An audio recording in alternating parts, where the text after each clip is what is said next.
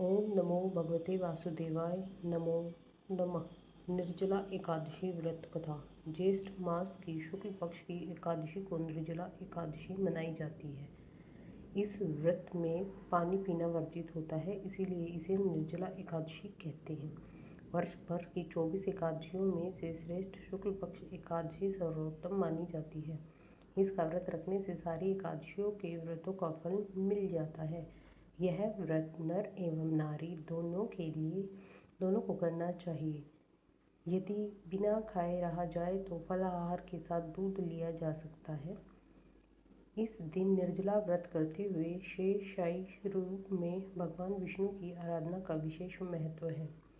इस दिन ओम नमो भगवते वासुदेवाय का जाप करके गोदान, वस्त्रदान, छत्र, फल आदि का दान करना चाहिए। मेहंदी लगाकर, नथ पहनकर, ओढ़नी ओढ़कर सबको एकादशी के दिन सीधा निकालना चाहिए। एक मिट्टी के मटके में जल भरकर ढक्कन में चीनी रुपया रखो। सीधे के साथ आम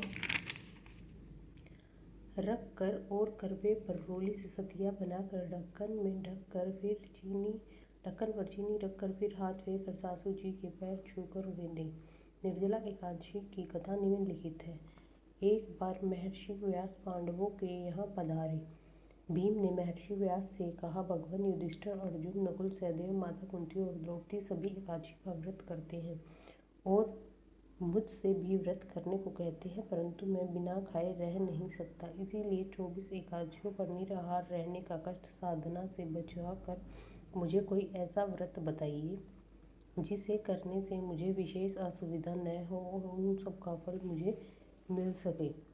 महर्षि व्यास जानते थे कि भीम के उदर में वृक नामक अग्नि है, इसीलिए अधिक मात्रा में भोजन करने पर भी उसकी भूख शांत नहीं होती। महर्षि ने भीम से कहा कि तुम ज्येष्ठ शुक्ल पक्ष एकादशी का व्रत रखो। इस व्रत में स्नान आचमन में पानी पीने से दोष नहीं होता। इस व्रत से अन्य 23 एकादशियों के पुण्य का लाभ भी मिलेगा। तुम जीवन पर्यंत इस व्रत का पालन करो। भीम ने बड़े साहस के साथ निर्जला एकादशी का व्रत किया। इसके परिणाम स्वरूप प्रातः होते होते वह संज्ञाहीन हो गया। तब पांडवों ने गंगा जल, तुलसी चरणामृत प्रसाद देकर उनकी मूर्छा दूर की। इसीलिए इसे भीमसेन एकादशी भी कहते हैं।